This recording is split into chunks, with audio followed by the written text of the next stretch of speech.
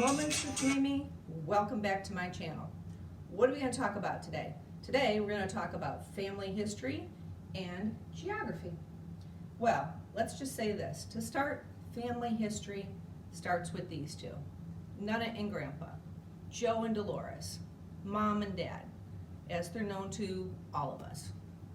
So, I'm going to tell you how the two of these got together and then how all of us came together as a family as a result of that.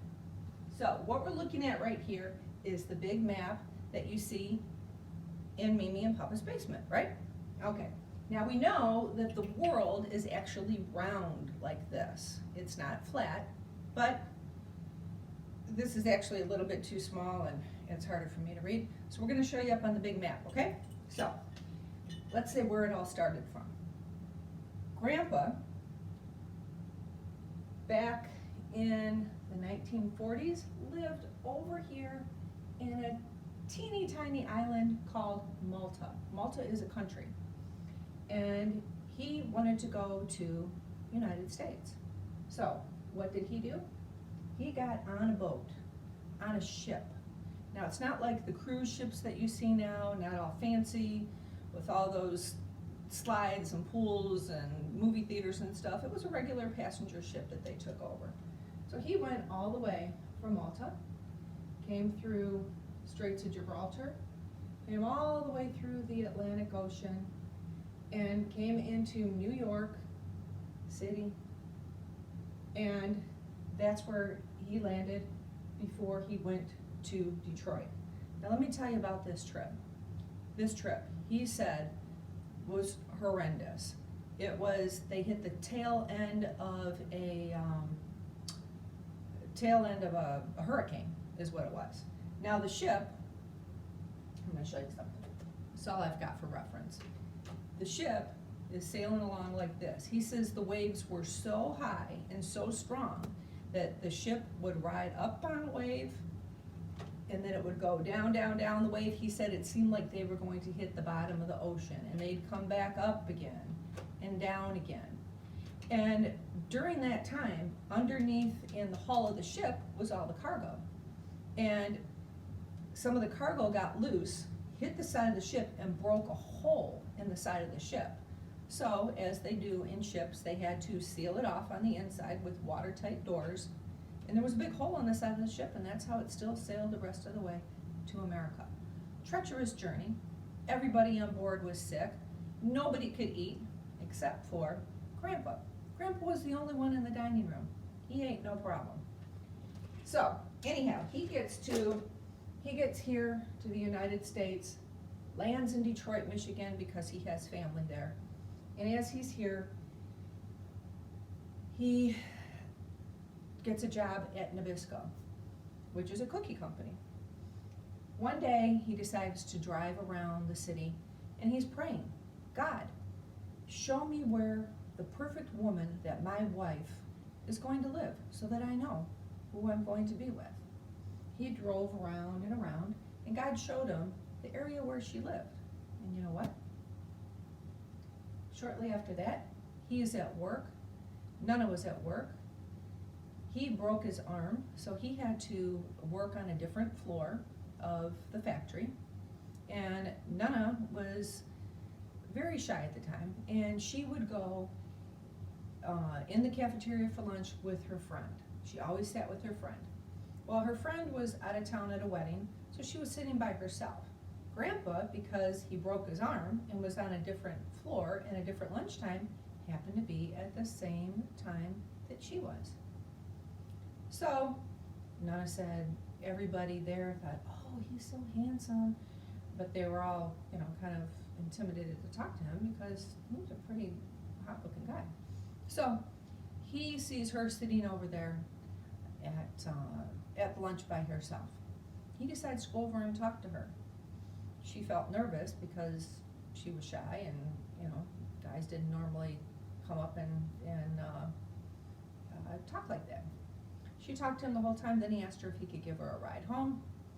Gives her a ride home, rest is history, they get married within the year.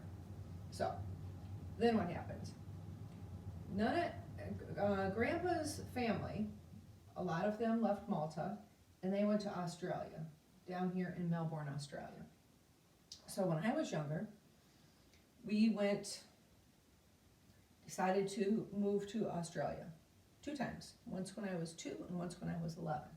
So we drove all the way from Detroit to San Francisco and down to Los Angeles, and we got on a ship.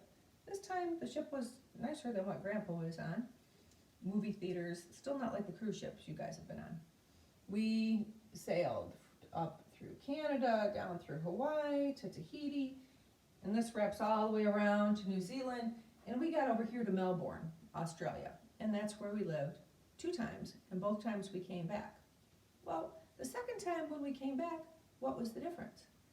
We lived in a city called Garden City, and when we came back, we still lived in Garden City, but lived on the other side of a major street that put us in a different church parish. And the church that we were in had different kind of meetings, charismatic meetings they called them. So Auntie Ann wound up going to these meetings. I started going along with her. Nana and Grandpa did. We all left to this other full gospel church, and that's where we accepted Christ as our Savior and learned more about God and had a whole different view of religion as we knew it. So Nana always says we moved all the way around the world to come all the way back to just move 1 mile away, and then it changed the course of what we knew as our relationship with God. Then we're going to fast forward a few years. We had then Rebecca was born, Bethany was born. They got to be older. And what else are we going to see on this map? Where else is important? Where did we go? We've got Manila, the Philippines. Who lived in Manila? Rudy, Daddy, the H-bomb. So when he was off between seasons, he happened to be back over here in Detroit area, Michigan, and that's where he met Bethany, Mama, Auntie B. And they got together, and that's why we have the whole Hatfield clan right now, right? Bella came along before then. Bella, the only reason your mom, Bella, was still over here in order to meet Rudy is because you were her little anchor. Otherwise, your mom could have been anywhere around this map. We don't know. But she was here, and the rest is history. We've got the whole Hatfield clan, right? Okay, let's move forward a couple more years. Papa Scott. Where is Papa Scott? Papa Scott was living in London, and he was also in the Netherlands. He was working there. There was going to be a big change in his company. His boss said, you need to come back to the United States. He wasn't ready to come back to the United States. He's like, you got to come back to the United States. In the meantime, Nana was praying for somebody for Mimi. So little did I know, it was already in the works. Papa comes back to the United States, and he's living in Chicago, but he's also working in Minneapolis and down in Cleveland and in Detroit. So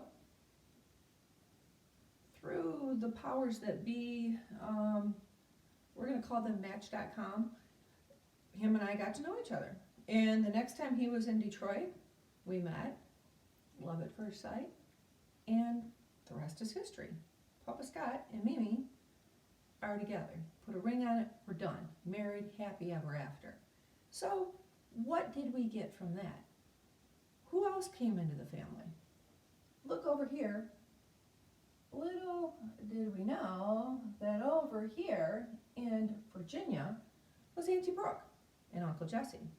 So, because Papa Scott was over here in Detroit, then we got to know Brooke and Jesse, and that was right before Deacon came along, and then they moved over here to Michigan. So that's how all of us got together in the same place and this is what we call our hometown, right? So that's our history, family history, geography lesson for the day. I hope you enjoyed this.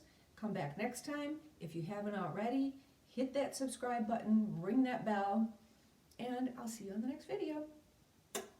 Love you guys. Bye.